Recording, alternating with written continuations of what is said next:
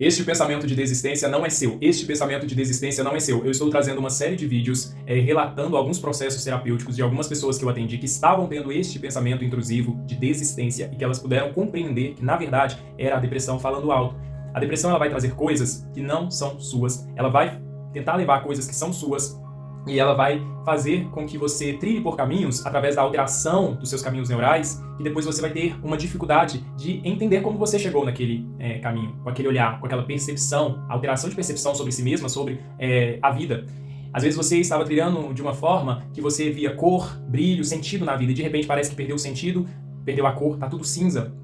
E isto é a depressão. E aí ela começa a gerar esses pensamentos intrusivos de desistência e que é dela, não é seu. E isso é muito importante que você compreenda.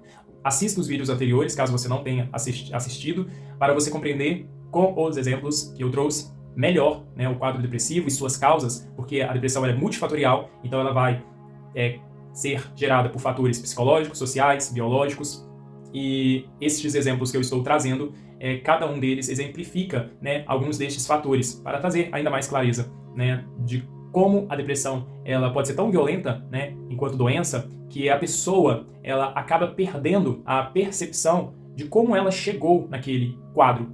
E essa pessoa que eu trago hoje, a filha, ela faz contato comigo solicitando, né, o atendimento terapêutico para a mãe, e ela estava com o cognitivo tão prejudicado e em uma desregulação tão profunda que ela chorava 24 horas por dia, sem exagero. E a gente inicia o processo. Ela tomava muitas medicações, e essas medicações com dosagens muito elevadas. Na primeira sessão, ela expressa algo que me toca, ela segura as minhas mãos no final da primeira sessão e me diz que ali naquele momento ela estava sentindo esperança, que ela iria melhorar. E uma das coisas também que ela me perguntava muito é se ela iria voltar a sorrir, porque ela não tinha mais expressão. O rosto dela estava congelado, apático. E era uma pessoa que era extremamente comunicativa, era uma pessoa que antes saía, resolvia todas as suas coisas, trabalhava na rua, era uma pessoa bem-humorada, otimista, e de repente ela não conseguia ficar em casa sozinha, ela não conseguia sair de casa sozinha, ela deixou de fazer inúmeras coisas que antes era para ela muito simples, ela sendo proativa da maneira como ela era, de fazer.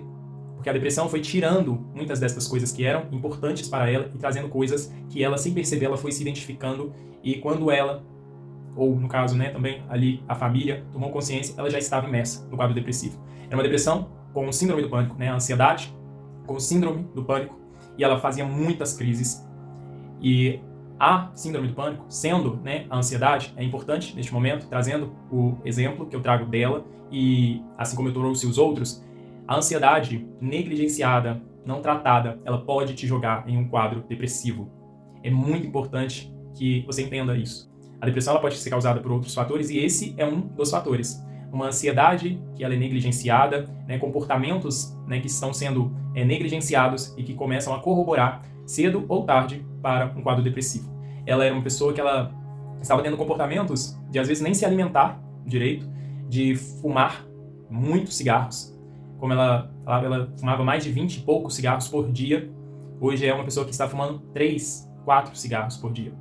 E bebia muito café, ficava muito tempo no telefone, trabalhando, pesquisando e fazendo diversas outras coisas, mas não estava se cuidando da maneira como precisava e nem estava percebendo que muitas das coisas que ela vivenciou lá atrás, que foram sendo colocadas por debaixo do tapete, estavam fomentando também aquele quadro. Porque quando a gente passa por coisas, ou a gente lida com elas, acolhe, se a gente joga por debaixo do tapete, a gente em algum momento vai tropeçar.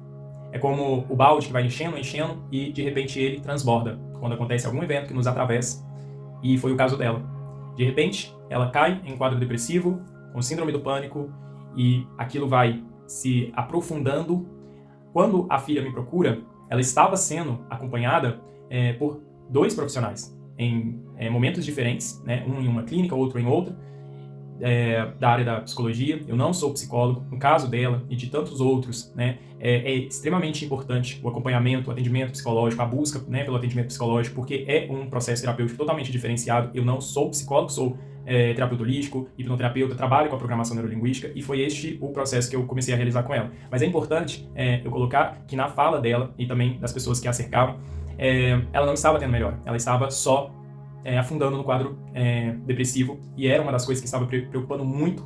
E ela me relatou que um dos profissionais estava querendo entregar o caso dela, iria chamar a família para poder entregar, porque não sabia mais o que fazer. E quando a gente inicia, né, o processo terapêutico, a gente veio com todo um trabalho de ativação comportamental para ela enfraquecer, né, o quadro depressivo e então voltar a retomar as coisas que a depressão havia tirado dela. A pessoa que não conseguia sorrir, porque ela estava com o rosto completamente congelado, apático. Poderia ser a coisa mais engraçada. Eu fazia alguns testes, mostrava algo extremamente engraçado para ela, ela não sorria. Ela contava algo que, né, tinha ali aquele humor e ela não conseguia sorrir. Ela perguntava se ela iria voltar a sorrir. E tudo isso que ela não conseguia antes fazer, ela voltou a fazer. Ela não conseguia ficar em casa sozinha, sair sozinha, não conseguia pegar o celular, que antes ela usava tanto, fazer uma ligação, ligar para resolver algo, coisas muito simples e diversas que eu poderia ficar aqui um tempo relatando tudo aquilo que ela não conseguia fazer e ela voltou a fazer. Então, se você estiver passando por algo parecido, né, com o quadro dela e das outras pessoas, assista os relatos anteriores, mas como o dela, que ficou 2 anos dentro do quadro depressivo sofrendo e lidando com um pensamento intrusivo de desistência, compreenda que este pensamento ele não é seu, ele é trazido pela depressão. Ela traz coisas que são dela, ela tenta tirar coisas que são sua, ela tenta criar novos caminhos que você depois nem sabe como você chegou neles. Se elas conseguiram, essa pessoa ficou 2 anos dentro deste quadro depressivo, você também consegue. E se você também estiver tendo aí, não um quadro depressivo, mas a ansiedade, cuide da ansiedade, para que não se torne algo como a depressão.